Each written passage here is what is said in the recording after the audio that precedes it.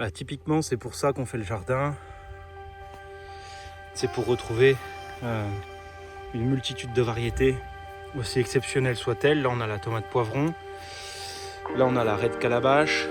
Que du bonheur. Et ça, c'est vraiment, finalement, c'est ça le top, en fait. C'est ça, c'est ce genre de choses, c'est ce genre de découvertes qui font que le jardin est passionnant.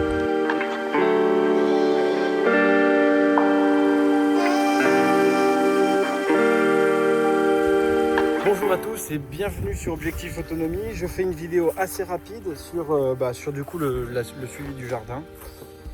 Comme vous le voyez, je suis pas très régulier dans les vidéos, mais alors c'est une simple explication. C'est que du coup, étant donné qu'on a perdu presque toute notre culture, j'ai plus beaucoup de matière pour vous faire des vidéos en somme. Il nous reste que nos tomates, les haricots, donc du coup violets que je vous avais montré, sauf que là maintenant, je suis en train de les laisser pour les graines. Donc voilà, ils commencent à bien sécher. Ils arrivent à la fin, donc on peut voir là que les graines sont prêtes à être du coup récoltées de manière naturelle. On observe ici carrément le dessèchement de la cosse. Donc là, je vais les récolter pour continuer à les faire sécher à la maison. Et voilà, en fait, du coup, j'aurai mes graines, mes semences pour l'année prochaine. Et tout de suite, là, je vais vous parler de la morelle de Balbi. Donc, elle se fait attaquer. Je suppose que ça, ce sont des bébés de Doryphore. Mais elle se fait complètement dépouiller. Hein. Voilà. Les fruits sont bien présents. Ils sont ici.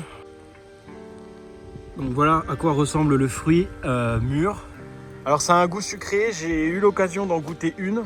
Derrière moi, vous voyez le mur de topinambour qu'il y a. Donc ça fonctionne. Il peut y avoir moins 40, moins 200 000 ou plus de 100 000, ça fonctionne nickel. Donc voilà, ça y est, je vais vous montrer le quinoa. Voilà, le quinoa là, il est ici en partie super sec, donc il suffit simplement maintenant de le récolter.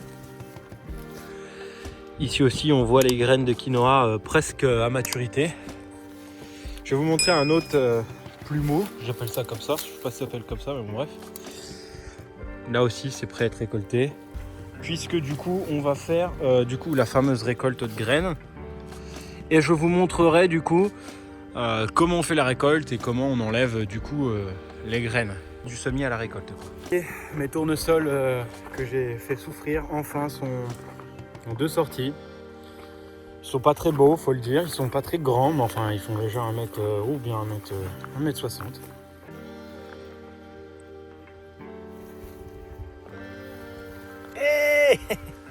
Selfie avec le tournesol. Ensuite, je voulais vous parler, vous savez, des amarantes. Donc l'année dernière, on avait fait des amarantes à feuilles. Elles m'avaient largement dépassé en hauteur, ces fameuses amarantes à feuilles. C'était vraiment super beau. Et là, cette année, moi j'aime beaucoup tout ce qui est quinoa, etc.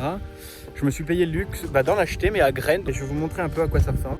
Voilà, donc ça fait des jolies queues de renard, toutes touffues. Et en fait, je sais pas si on arrivera à voir là, clairement.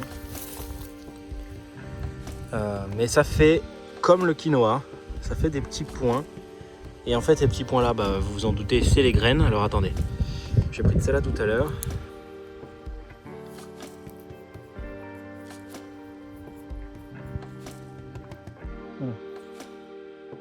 Je sais pas si vous avez vu, mais en fait, du coup, voilà ce qu'on obtient.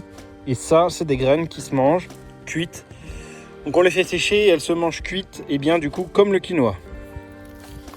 Donc vous avez vu, ça c'est ma main, donc ça en fait quand même pas mal à récolter. Et je pense que les années prochaines, je tenterai plus les amarantes à graines au quinoa si vraiment je vois que la récolte, etc. est difficile.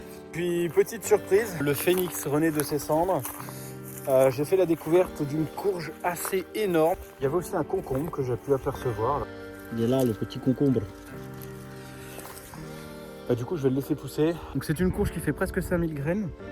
Et qui du coup se consomme. En fait, la graine n'a pas de peau et on peut la manger comme ça une fois sèche. La voilà la coquine. Elle se cache bien, mais elle est bien grosse. Hein. Donc si là-dedans, j'ai plein de graines, ça risque d'être super parce que moi j'adore les graines en hiver, un peu salées. Vous savez, vous les mettez à sécher salées, ça c'est une tuerie. Donc ça c'est le petit bleu de Hongrie. Ils sont petits, ils sont censés être plus gros que ça. Mais du coup je leur en veux pas. Hein. Inondation. Sont présentes du coup les courges spaghetti. Alors elles sont pas encore bien jaunes, mais bon les voilà. Ça leur manque encore un peu de soleil, voire même d'eau, je suppose. Donc voilà.